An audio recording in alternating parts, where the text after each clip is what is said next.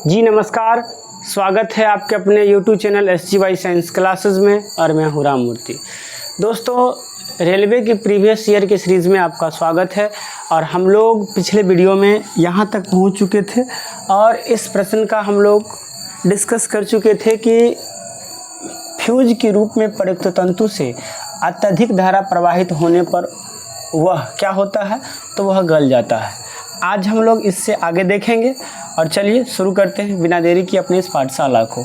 देखिए, यहाँ पर प्रश्न दिया गया है, कहता है कि त्योहारों के समय भवनों में लगाए जाने वाली लाइट या झालरें यानी फेस्टिवल लाइट्स डैश का उदाहरण है। क्या वो समांतर परिपथ में है, विद्युत चुंबकीय परिपथ में है, श्रेणी परिपथ में है या चुंबकीय प्रभाव परिपथ में है। तो दोस्तों, हम जो घर में जो लाइट या झालर का प्रयोग करते हैं उसे हम लोग श्रेणी परिपथ में जोड़ते हैं। किस परिपथ में जोड़ते हैं? श्रेणी परिपथ में जोड़ते हैं। जैसा कि डिस्कस आपको आगे देखने को मिल सकता है। देखिए, यहाँ पर डिस्कशन दिया गया है। कह रहा है कि त्योहारों के समय मकानों तथा भवनों में लगाई जाने वाली लाइट या झालरें यानी फेस्टिवल्स लाइट श्रेणी परिपथ का उदाहरण है। जब विद्युत परिपथ में दो या दो से अधिक उपकरण या बल्ब इस प्रकार जोड़े जाते हैं कि उनमें एक ही धारा प्रवाहित हो तो इसे श्रेणी क्रम अथवा श्रेणी परिपथ कहते हैं। इसके विपरीत इस परिपथ में सभी घटक समांतर क्रम में जुड़े हो तो उसे समांतर परिपथ कहते हैं। उदाहरण के लिए, जैसे कि घर में प्रयोग होने वाली बिजली के उपकरण समांतर क्रम में विद्युत परिपथ में जुड़े जाते हैं। घर में जो हम वायरिंग करते हैं उसमें जितने भी उपकरण हम जोड़ते हैं सब किस क्रम में रहता है? समांतर क्रम में रहता है। लेकिन याद रखने वाली बात यह है कि फेस्टिवल में हम लोग जिस झालर या लाइट का प्रयोग करते हैं वो श्रेणी क्रम में है। अगले प्रश्न की ओर चलते हैं हम लोग और देखिए, प्रश्न कहता है कि विद्युत परिपथ में डैश की गति से विद्युत धारा बनती है। इलेक्ट्रॉन की गति से, न्यूट्रॉन की गति से, प्रोटॉन की गति से और किस गति से? इलेक्ट्रोड की गति से। तो याद रखेंगे, follow of electron is called electricity, यानी इलेक्ट्रॉन की गति के कारण ही क्या बनता है? विद्युत धारा बनता है। Is the right answer. और याद रखेंगे, धारा की प्रवाह की जो दिशा होती है वो इलेक्ट्रॉन के प्रवाह के विपरीत दिशा में होता है। जैसे कि यहाँ पर दिया गया है, विद्युत परिपथ में इलेक्ट्रॉन की गति से विद्युत धारा बनती है। इलेक्ट्रॉन का खोज जे थॉमसन ने किया था। विद्युत धारा की SI मात्रक एम्पियर होती है। यदि किसी चालक तार में 1 एम्पियर विद्युत धारा प्रवाहित हो रही हो तो इसका अर्थ है कि उस तार में प्रति सेकंड 6.25 गुने 10 की पावर 18 इलेक्ट्रॉन एक सिरे से प्रविष्ट होती है तथा इतने ही इलेक्ट्रॉन दूसरे सिरे से बाहर निकल रही है। कहने का मतलब है कि अगर किसी परिपथ में, अगर किसी तार में 1 एम्पियर का धारा प्रवाहित हो रहा है, इसका मतलब यह है कि उस तार से 1 सेकंड में 6.25 गुने 10 की पावर 18 इलेक्ट्रॉन 1 मिनट में आर पार हो जाता है। आगे की ओर चलते हैं जी। देखिए, विद्युत वाहक बल का मान यानी E बराबर डैश के बराबर होता है। U बराबर Q/T जी नहीं, ये होता है I बराबर Q/T। E बराबर E/Q, E बराबर P/Q या E बराबर W/Q। इसको थोड़ा डिस्कस इसमें देख लेते हैं। वैसे यहाँ पर देखिए दिया गया है E बराबर W/Q यानी जूल प्रति कूलम्ब। तो कहेंगे कि ऐसा बल जो विद्युत परिपथ में विद्युत धारा के प्रवाह लगातार बनाए रखता है विद्युत वाहक बल कहलाता है। इसे विद्युत सेल, जनित्र, ताप युग्म, प्रकाश विद्युत सेल इत्यादि से प्राप्त किया जाता है। अर्थात यदि किसी परिपथ में Q कूलम्ब आवेश को प्रवाहित करने के लिए सेल से W ऊर्जा प्राप्त हो तो सेल का विद्युत वाहक बल E बराबर W/Q जूल प्रति कूलम्ब होता है। यानी इसका सही आंसर क्या हो जाएगा? B is the right answer. E बराबर W/Q होता है। आगे की ओर चलते हैं, उसी का डिस्कस ये है, उसी का डिस्कस हम लोग किए थे। आगे की ओर चलते हैं और देखिए, कहता है कि किसी परिपथ में विद्युत प्रवाह किसके द्वारा संभव होता है। दोस्तों प्रश्न सेम है, इलेक्ट्रॉन की गति के द्वारा संभव होता है, लेकिन सिर्फ लहजा यानी कहने का शब्द अलग प्रयोग किया गया है। यानी इलेक्ट्रॉन की गति के कारण किसी परिपथ में विद्युत धारा क्या होती है? प्रवाहित होती है। देखिए D is the right answer. और यहाँ पर आप देख सकते हैं, कहा है कि किसी परिपथ में विद्युत प्रवाह इलेक्ट्रॉन की गति के द्वारा संभव होता है। किसी चालक में विद्युत आवेश के प्रवाह की दर को विद्युत धारा कहते हैं। किसी चालक में विद्युत आवेश के प्रवाह की दर को विद्युत धारा कहते हैं। विद्युत धारा की दिशा धन आवेश की गति के दिशा में होती है, और धन आवेश मतलब प्रोटॉन, तो ऋण आवेश मतलब इलेक्ट्रॉन, तो इलेक्ट्रॉन के विपरीत दिशा में होती है। कहने का सेंस ये है कि धन आवेश की दिशा में होती है, मतलब क्या? इलेक्ट्रॉन के विपरीत दिशा में होती मानी जाती है। इसका ऐसा मात्रा क्या होता है? एम्पियर होता है। चलिए अगले प्रश्न की ओर चलते हैं, और ये देखिए यहाँ पर ये प्रश्न है, कहता है कि आरेख क्या प्रदर्शित करता है? बंद परिपथ में इलेक्ट्रॉन की गति, इलेक्ट्रॉनों की यादृच्छिक गति, खुले परिपथ में प्रोटॉन की यादृच्छिक गति, खुले परिपथ में परमाणु की यादृच्छिक गति, या खुले परिपथ में इलेक्ट्रॉन की यादृच्छिक गति। देखिए बंद परिपथ कहने का मतलब है कि जैसे मान के चलिए ये है, ये कोई चालक है, इसको सेल से जोड़ दे तो ये बंद परिपथ है।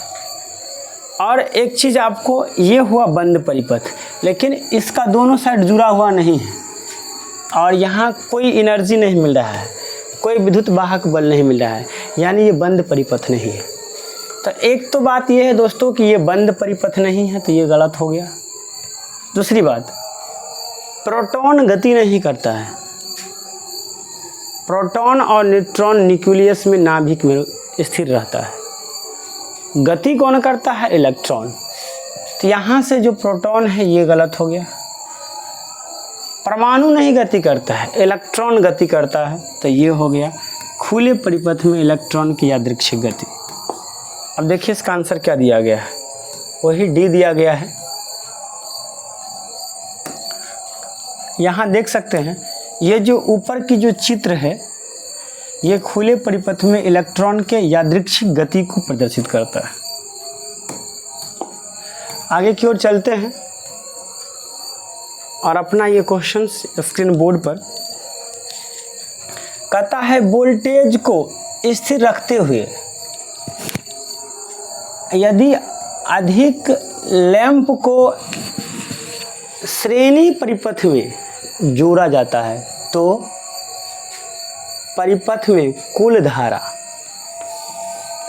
तो अब देखिए, वोल्टेज को स्थिर रखे हैं, किसको? वोल्टेज को स्थिर रखे हैं, और तब क्या किए हैं कि श्रेणी परिपथ में यानी सीरीज परिपथ में क्या कर दिए हैं? अधिक लैंप को जोड़ दिए हैं, तब कुल धारा क्या होगा? तो भाई साहब V बराबर क्या होता है? IR। तो I बराबर क्या हो जाएगा? V/R। और जैसे ही ये R बढ़ेगा तो ये क्या हो जाएगा? घटेगा। ये बढ़ेगा तो ये क्या हो जाएगा? घट जाएगा। यही बात तो कहा गया है। तो कहता है कुल धारा बढ़ता है? जी नहीं। समान रहता है? जी नहीं। अनंत हो जाता है? जी नहीं। क्या हो जाता है? घट जाएगा, यानी घट जाता है। क्या हो जाएगा? B is the right answer. आगे की ओर चलते हैं और वही बात यहाँ पर कहा गया है कि जो वोल्टेज को स्थिर रखते हुए यदि अधिक लैंप को एक श्रेणी क्रम में जोड़ा जाता है तो परिपथ में कुल धारा घट जाता है। आगे की ओर चलते हैं।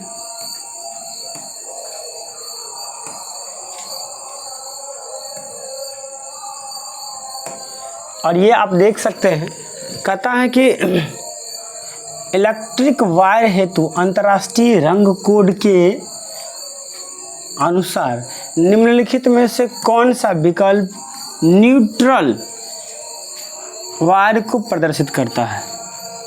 लाल, हरा, नीला या पीला?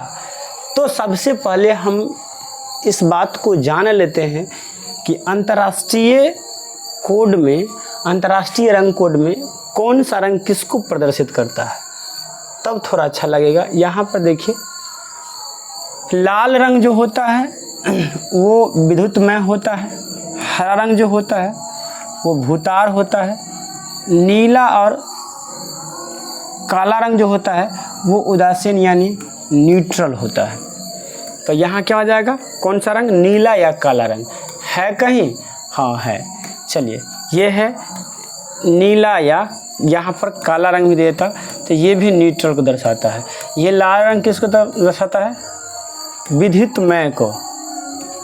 हरा रंग भूतार को, अर्थिंग को।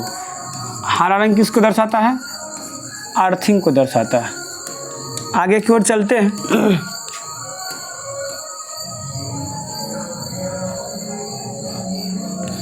आगे की ओर चलते हैं और देखिए, ये रहा अपना अगला प्रश्न। कहता है कि विद्युत परिपथ में डैश होता है, विद्युतीय घटक होता है, संयोजी तार होता है, प्लग होता है। सही बात है, विद्युतीय घटक होता है, संयोजी तार होता है, सेल और बैटरी होता है। ये भी सही बात है, विद्युतीय घटक होता है और संयोजी तार होता है। विद्युतीय घटक होता है, संयोजी तार होता है, सेल बैटरी होता है, प्लग होता है, प्लग कुंडली होता है। D is the right answer. ये सभी होते हैं। यहाँ देखिए, D is the right answer है। आगे की ओर चलते हैं और देखिए, कहता है कि विद्युत परिपथ कनेक्शन में कितने प्रकार के तार मिलते हैं? 3 प्रकार के तार। अभी जस्ट हमने बताया, उदासीन तार, विद्युतमय तार और अर्थिंग तार। चलिए, ये देखिए, आगे देखिए, एक बंद विद्युत परिपथ में वोल्टेज तथा दिष्ट धारा का अनुपात होता है, स्थिर होता है, बदलता रहता है, घटता रहता है या बढ़ता रहता है? जरा इसका डिस्कशन हम लोग देख लेते हैं। तो यहाँ पर आप देखेंगे तो कहता है कि एक बंद विद्युत परिपथ में वोल्टेज और दिष्ट धारा का अनुपात क्या होता है? स्थिर होता है, स्थिर रहता है। यदि बंद परिपथ में दिष्ट धारा सप्लाई देने पर प्रतिरोध परिपथ में होगा तथा प्रतिघात क्या होगा? शून्य होगा। एक बात याद रखेंगे नोट में कि एक बंद परिपथ का अनुपात आवृत्ति पर निर्भर करती है। यानी क्या आ जाएगा इसका? A is the right answer, यानी स्थिर रहता है। क्या रहता है? स्थिर रहता है। A is the right answer, यानी ये क्या रहता है? स्थिर रहता है। और ये देखिए कहाँ पूछा गया? जेई में, आरआरबी जेई में ये पूछा गया प्रश्न है। आगे की ओर चलते हैं। और दोस्तों, thank you for watching this video. आपको कैसा लगा हमारा ये वीडियो? कमेंट करके बताइएगा। अगर अच्छा लगा है तो एक लाइक तो बनता ही बनता है। साथ ही साथ यदि आप हमारे चैनल पर नए हैं तो इसे सब्सक्राइब करके बेल आइकन को दबा दीजिए। मिलते हैं नेक्स्ट वीडियो में। आज के लिए इतना ही। जय हिंद, जय भारत।